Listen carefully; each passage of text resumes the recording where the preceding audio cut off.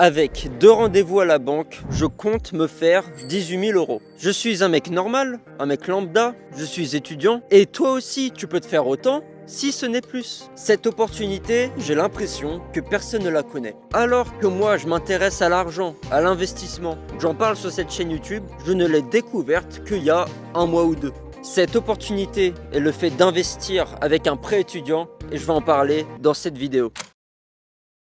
Je ne connais pas de move qui a un meilleur retour sur investissement. Je sais pas si vous vous rendez compte, mais 2 rendez-vous et je compte me faire 18 000 euros dans ma poche. C'est pas que j'ai pris un crédit étudiant de 18 000 euros, mais que je vais me faire 18 000 euros parce que je vais investir ce crédit étudiant. Je vais faire une série de 3 vidéos. 3 vidéos pour tout vous expliquer les gars. Ou dans la première, celle-ci, l'intérêt de faire ce crédit étudiant, tous les chiffres, tout mon plan. Dans une deuxième, comment faire ce crédit étudiant, mon expérience personnelle et mes galères. Et dans la troisième, comment je vais faire pour investir mon crédit étudiant de 25 000 euros. Parce que ce crédit étudiant, je l'ai, voilà, je l'ai reçu et je vais tout vous expliquer en détail. Dans un premier temps, ce prêt étudiant, il est pour qui les gars? Peu importe les études.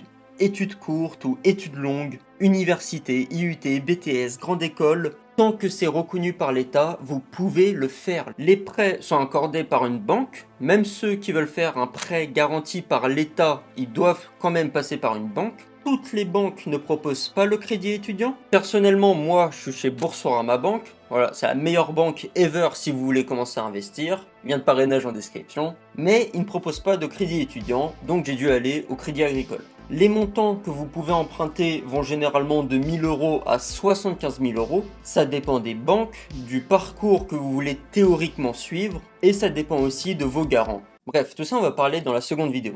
Vous empruntez avec des taux d'intérêt, voilà, généralement entre 1 et 2%. Mais les gars, 1 ou 2% c'est vraiment que dalle. Les crédits immobiliers, je crois en ce moment ça tourne entre 3 et 4%. Les crédits à la consommation, mec, ça part 6, 7, 8%.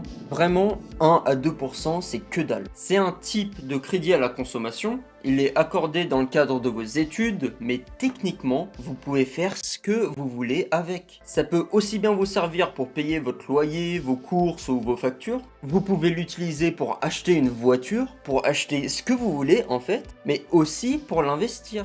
Ce n'est pas illégal, vous pouvez techniquement le faire. La banque ne va jamais vous demander des justificatifs de ce que vous faites avec votre thune. Et en fait, vous êtes libre. Vous pouvez très bien aller devant une banque, dire que vous voulez un crédit étudiant pour faire votre master dans une autre ville, comme j'ai fait par exemple, puis ensuite utiliser cet argent pour investir. Faudra un peu mentir au banquier, c'est un peu haram, mais vous pouvez le faire. Vous avez naturellement un différé pour votre crédit, c'est-à-dire pendant un certain temps, vous n'allez pas rembourser votre crédit, vous n'allez pas payer les mensualités. Par exemple, moi j'ai dit que je voulais faire un prêt étudiant pour faire mon master. Le master il dure 2 ans, on m'a passé un différé de 3 ans, c'est-à-dire pendant 3 ans, je ne vais pas payer des mensualités. Voilà, les mensualités c'est 320 euros, je vais commencer à les payer en... Putain, on est en 2027. Putain, on est en 2027. Dans 3 ans, on est en 2027. Ça veut dire que pendant 3 ans, j'aurai 25 000 euros, 100% à moi. Maintenant, vous pouvez me dire, mais Christian, qu'est-ce que je vais foutre avec 20 000, 30 000, 50 000 euros sur mon compte si dans tous les cas, je vais devoir les rembourser, qui plus est, les rembourser avec des intérêts? Bah les gars, il faut les investir. Si votre crédit il est à 2%, il suffit que vous l'investissiez à plus de 2% pour que vous soyez en positif. Techniquement, vous pouvez même prendre le crédit, le mettre sur un livret A. Le livret A il est à 3%, c'est 100% safe. Hein. C'est géré par l'État, 100% liquide, c'est 100% safe. Et techniquement, vous êtes en positif. Mais moi, je compte viser plus que 2% par an. Donc regardez-moi ça. Ça, c'est mon plan. Récapitulatif, 25 000 euros à un taux de 2%, 3 ans de différé, 7 ans de mensualité avec 320 euros. Si j'investis les 25 000 euros à un taux de 8% net, ce qui est atteignable, c'est plus ou moins ce que le crowdfunding immobilier fait, c'est plus ou moins ce que le SP500 fait chaque année, donc c'est potentiellement atteignable. Vous aurez 27 075 euros. De cela, on retire 20 euros par mois de paiement d'intérêt du crédit. Voilà, on ne paye pas les mensualités, mais on paye quand même les intérêts du crédit.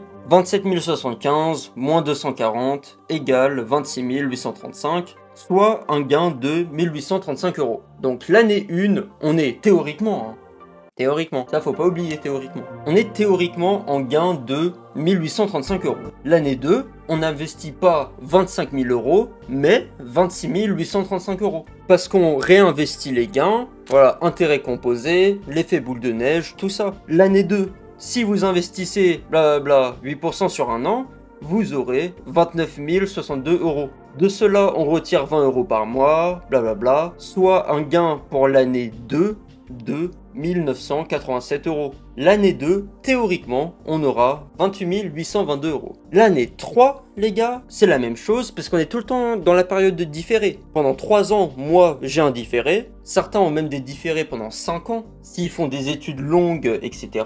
Donc l'année 3, on n'investit pas 26 000 quelque chose, mais 28 000 quelque chose, soit un total de 30 974 euros, soit un gain au total sur 3 ans net de presque 6 000 euros. Et donc là, année 4 à 10, on commence à rembourser les mensualités, mais on commence à rembourser les mensualités alors qu'on a genre 31 000 euros, non pas 25 000 euros. Donc année 4 à 10, là j'ai trouvé un site internet, c'est bourse101.com, blabla, je vous mets le lien en description, qui va calculer d'une part les intérêts qu'on va faire et les remboursements de crédit de l'autre. Donc j'ai mis capital de départ 31 000 euros, retrait périodique 320 euros par mois, taux de croissance de 8%, et bam, ça nous donne les calculs gros. Année 1, année 2, jusqu'à année 7, c'est année 7 qui va nous intéresser. Retrait de 3 840 euros par mois, voilà, 320, 320, 320 par mois. En une année, c'est 3 840. De l'autre côté, je me fais 2400 euros d'intérêt net la première année, 2300 la seconde année, 2180 la troisième année, etc. etc. Donc l'année 7, l'année où théoriquement on aura remboursé tout notre crédit, il nous restera 18 293 euros. Donc on récapitule, 6 000 euros au bout de 3 ans et 18 000 euros au bout de 10 ans. C'est théorique, ça peut être plus, ça peut être moins. Certains pourront prendre un plus gros crédit étudiant. Voilà, facilement tu tombes sur des forums où il y a des mecs qui prennent un crédit de 50 000, 60 000 euros. Mais aussi, plus grand est le risque. C'est limite le début d'une mauvaise idée, tu vois. Investir l'argent de la banque, investir un crédit. Il ne faut pas oublier que ce n'est pas votre thune et il faudra rembourser le crédit dans tous les cas. Il y a un risque, c'est sûr, mais utiliser du levier, tout le monde le fait. Certains prennent un crédit immobilier pour acheter une maison, c'est aussi l'argent de la banque, c'est pas à vous, votre opération elle peut très bien foirer. Certaines personnes prennent des crédits lombards pour investir, et nous, étudiants, on a ça. On a le crédit étudiant à notre disposition, où les taux sont hyper bas, et où l'argent, voilà, est 100% à nous. Enfin, on peut faire ce qu'on veut avec. Et il y a un truc à préciser, 2 trucs à préciser même. En fait, l'inconvénient premier que je vois à faire un crédit étudiant pour investir, c'est que pendant 7 ans, le temps que vous allez rembourser votre crédit, votre capacité d'emprunt, notamment si vous voulez faire un crédit immobilier, va diminuer. Disons vous gagnez 2000 euros net par mois. Moi, j'ai des mensualités de 300 euros par mois. Du coup, ma capacité d'emprunt va se baser sur 1700 euros par mois et non pas 2000 euros par mois. Mais, et ça, c'est un plus mais de fou, c'est que le crédit étudiant, vous le remboursez quand vous voulez. Chez Crédit Agricole, et aussi je sais qu'ils font dans presque toutes les autres banques,